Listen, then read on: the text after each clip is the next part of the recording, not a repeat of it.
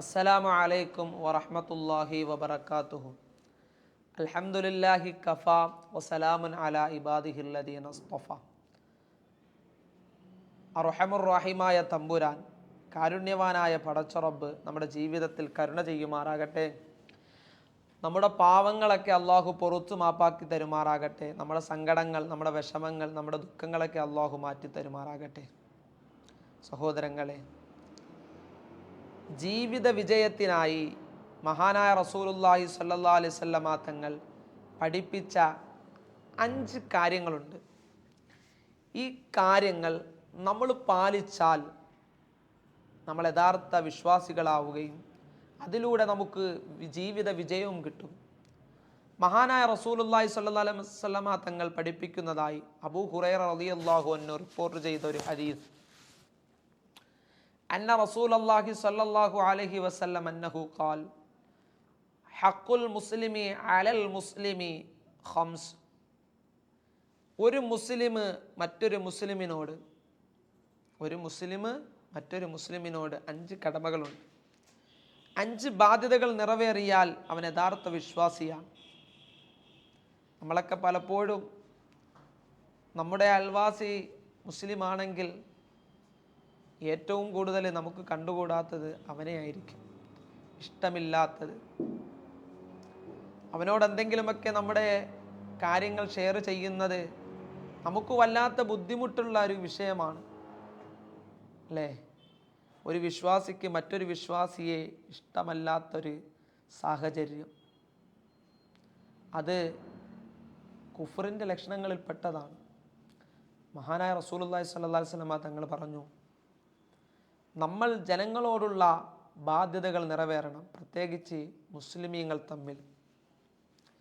അവരുടെ വിശ്വാസത്തിന് ദൃഢതയും വിശ്വാസം വർദ്ധിക്കുന്നതിനും ഐക്യതയും ഈമാനികമായ നേട്ടങ്ങളും അതിലൂടെ ഉണ്ടാകുന്നതാണ്. ഒരു വിശ്വാസിക്ക് മറ്റൊരു വിശ്വാസിയോട് 5 കടമകളുണ്ട്. റദ്ദു സലാമി, ഒന്നാമതായി സലാം മടക്കുക. സലാം പറഞ്ഞാൽ അത് മടക്കുക. ഇന്ന് പലപ്പോഴും നമുക്ക് ഒരു ബുദ്ധിമുട്ടാണ്, നമുക്കിഷ്ടമില്ലാത്തവർ സലാം പറഞ്ഞാൽ നമ്മൾ പറയാറില്ല. നഊദു ബില്ലാഹ്, അല്ലാഹു കാത്തുരക്ഷിക്കുമാറാകട്ടെ. അതൊരു അക്രമമാണത്. അതൊരു നിർബന്ധമായൊരു കാര്യമാണ്. സലാം പറയൽ സുന്നത്തേ ഉള്ളൂ, പക്ഷേ സലാം മടക്കൽ എന്താണ്? നിർബന്ധമാണ് അല്ലേ? എന്താ നമ്മൾ പറയുന്നത്? സലാമു അലൈക്കും എന്ന് പറഞ്ഞാൽ നിന്റെ മേൽ അള്ളാഹുവിൻ്റെ രക്ഷ, സമാധാനം, സുരക്ഷിതത്വമൊക്കെ ഉണ്ടാകട്ടെ എന്നാണ്. ഈ ഒരു കാര്യം ഇന്ന് പലരും പറയാൻ മറന്നു പോകുന്നു. അതിന് പകരമായിട്ട് പാശ്ചാത്യൻ്റെ ആ ഒരു രീതി നമ്മളൊക്കെ പാലിക്കുകയാണ്, കൊണ്ടുവരികയാണ് നമ്മുടെ ജീവിത രീതിയിൽ. അള്ളാഹു കാത്തുരക്ഷിക്കുമാറാകട്ടെ. ഒന്നാമതായി റസൂലുള്ളാഹി പറഞ്ഞു, സലാം പറഞ്ഞാൽ സലാം മടക്കുക. രണ്ടാമതായി റസൂലുള്ളാഹി സ്വല്ലല്ലാഹു അലൈഹി വസല്ലം തങ്ങൾ പറഞ്ഞു, വഇയാദത്തുൽ മരീദി, രോഗസന്ദർശനം. അതിന് വലിയ പ്രാധാന്യം നൽകുകയാണ് ഇസ്ലാം. ഒരു മുസ്ലിമിനെ സംബന്ധിച്ചിടത്തോളം, ഒരു വിശ്വാസിയെ സംബന്ധിച്ചിടത്തോളം, അവൻ്റെ അയൽവാസികൾ അല്ലെങ്കിൽ അവൻ്റെ ബന്ധുമിത്രാദികൾ, അവൻ്റെ കൂട്ടുകാർ, അവൻ്റെ തൊട്ടടുത്തുള്ള സ്നേഹിതന്മാർ, എന്തെങ്കിലുമൊക്കെ അവർക്ക് രോഗം ബാധിച്ചാൽ നീ പോയൊന്ന് സന്ദർശിക്കണം. അവർക്ക് വേണ്ടി, രോഗശമനത്തിന് വേണ്ടി നീ പ്രാർത്ഥിക്കണം. നീ ചിലപ്പോൾ വരുന്നത് അവരുടെ രോഗശമനത്തിനുള്ള കാരണമാകാം. അത് ചെയ്യണം. അതവർക്ക് വല്ലാത്ത സന്തോഷമായിരിക്കും. ഇന്ന് നമ്മളൊക്കെ രോഗം സന്ദർശനം വളരെ കുറഞ്ഞു പോയിരിക്കുന്നു. എന്നാൽ ചിലരുണ്ട് കേട്ടോ, രോഗിയായാൽ ആശുപത്രിയിൽ കിടക്കുകയാണെങ്കിൽ പോയി സന്ദർശിക്കും. നല്ല ഫ്രൂട്ട്സൊക്കെ വാങ്ങിച്ച്, രോഗിക്ക് കഴിക്കാൻ പറ്റുന്ന ഭക്ഷണമൊക്കെ വാങ്ങിച്ച് അവരെ സന്തോഷിപ്പിക്കുന്ന രീതിയിൽ ചിലർ പോകുന്നുണ്ട്.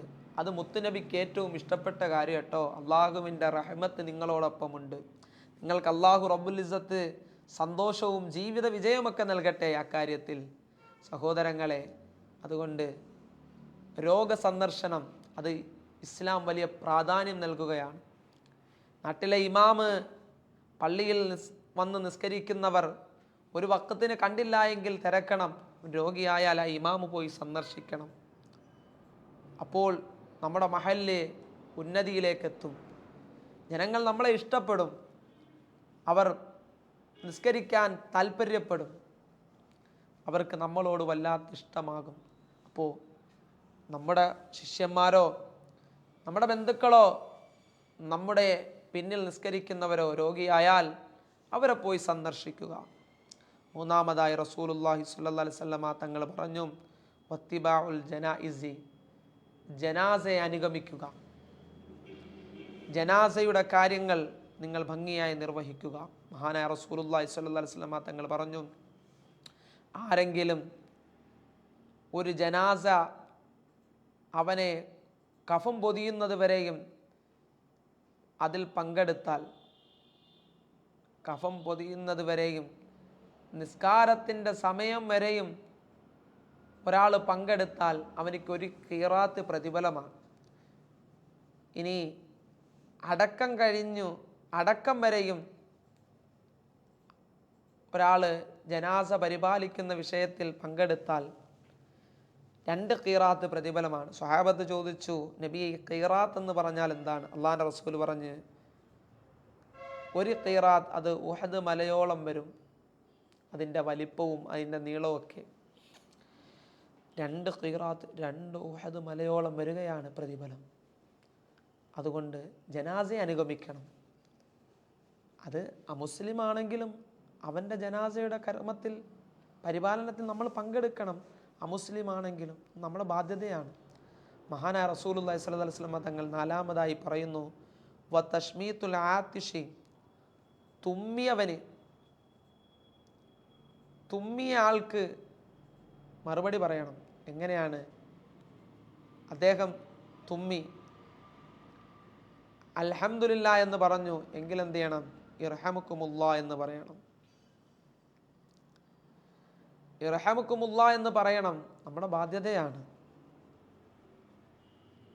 അതാണ് ഒരു വിശ്വാസിയെ സംബന്ധിച്ചിടത്തോളം മറ്റൊരു വിശ്വാസിയോടുള്ള കടമകൾ. പരസ്പരം വിശ്വാസികൾ തമ്മിൽ അവരുടെ വിശ്വാസത്തെ ഊട്ടിയുറപ്പിക്കുന്നതായ റസൂലുള്ളാഹി സ്വല്ലല്ലാഹി അലൈഹി വസല്ലമ തങ്ങൾ പഠിപ്പിച്ചതായ ഈ 4 കാര്യങ്ങൾ ജീവിതത്തിൽ പ്രാവർത്തികമാക്കാൻ നമുക്കല്ലാഹു ഭാഗ്യം നൽകുമാറാകട്ടെ. ഈ 5 കാര്യങ്ങൾ, 4 കാര്യങ്ങൾ ജീവിതത്തിൽ പ്രാവർത്തികമാക്കാൻ അല്ലാഹു നമുക്ക് ഭാഗ്യം നൽകുമാറാകട്ടെ. അസ്സലാമു അലൈക്കും വറഹ്മത്തുള്ളാഹി വബറകാതുഹു.